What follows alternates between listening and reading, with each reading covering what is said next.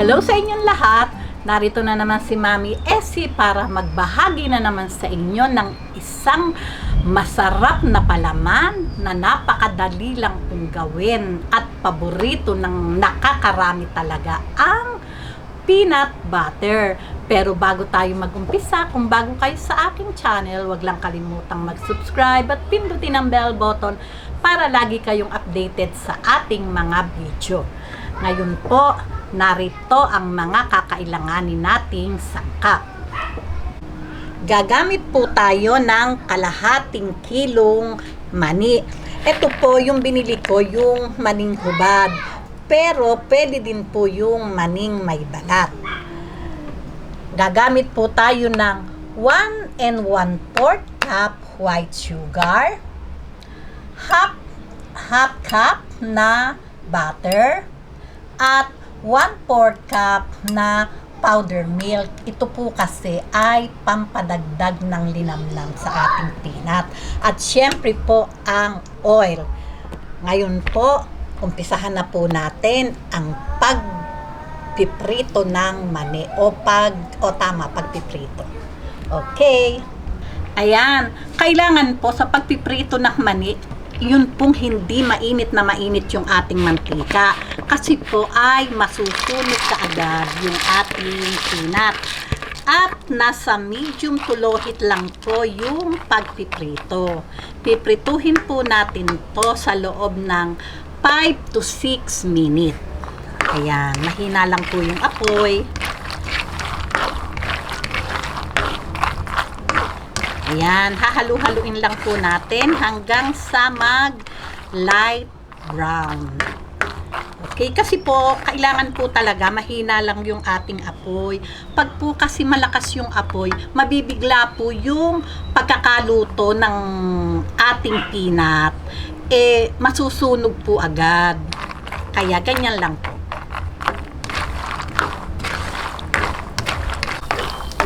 Ayan. Pagka po ganyang light brown na, okay na po ito. Papatayin na po natin yung ating apoy. Okay, ngayon po, hanguin na po natin.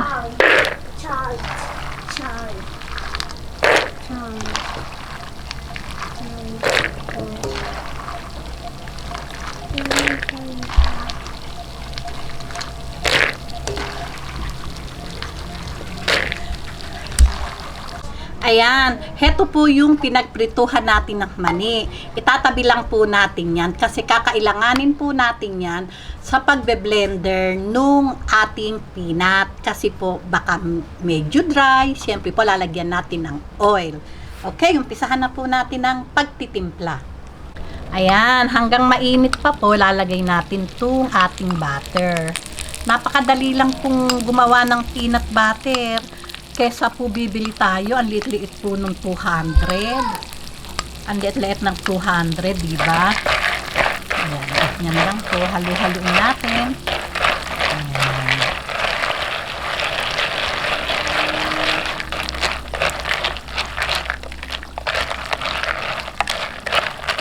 Lagay po natin itong ating powder milk. Kahit po anong powder milk ay pwede. Ang ating sugar.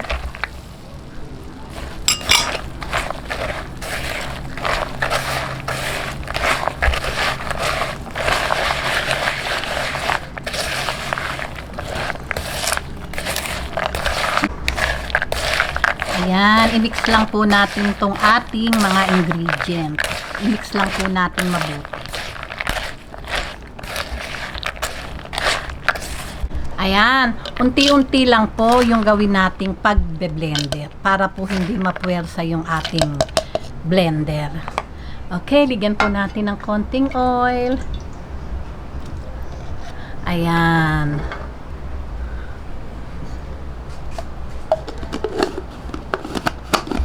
Okay, umpisahan na po natin ang pagbe-blender. Okay, shake lang po natin.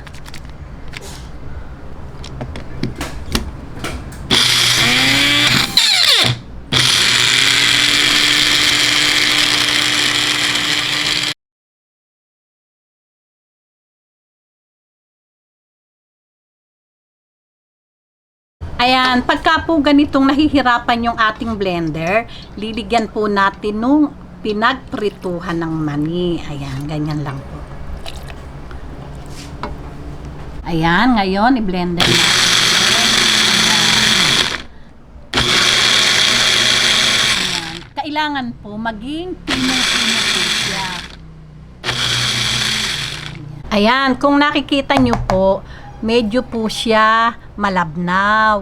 Ngayon, dadagdagan po ulit natin siya ng ating mani.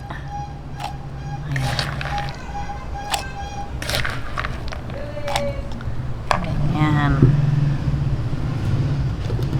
Ayan. Tapos po, ibe-blender po ulit natin siya at pipinuhin po natin hanggang sa matapos po tayo.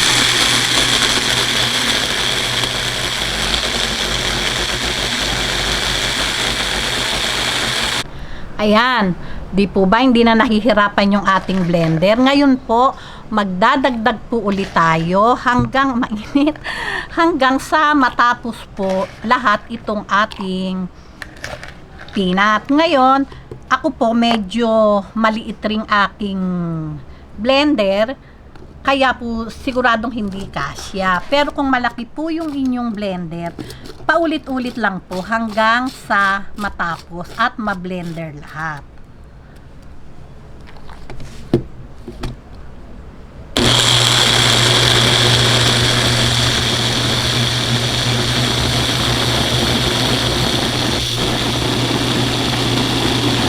Ayan, napakainit lang po.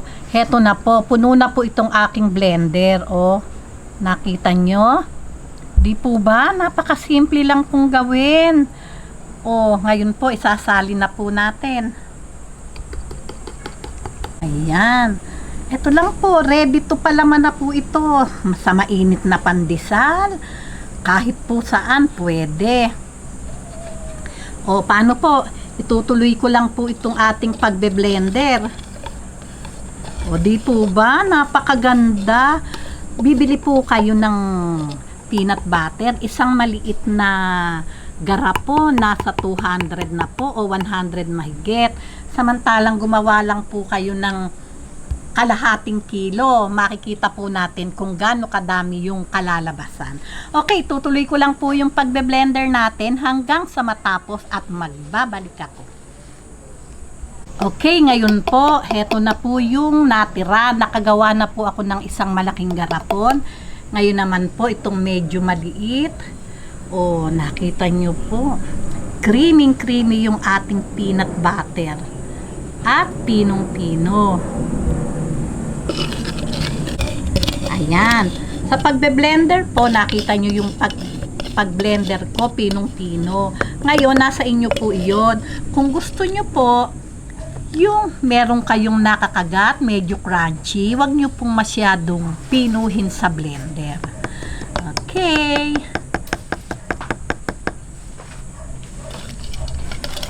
Ayan. Ngayon po, ayan, tingnan nyo naman, creamy. Ipalaman na po natin. Napakainit pa po nitong ating tinapay. Ayan, medyo po, syempre, medyo malabnaw pa ng bahagya. Kasi po, bagong luto. Ayan. Oh, kita nyo naman.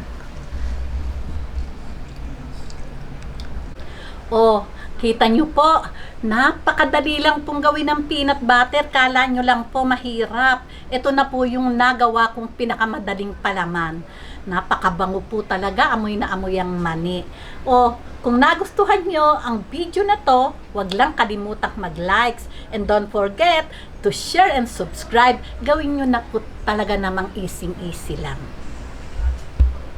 Babus! Easy peasy.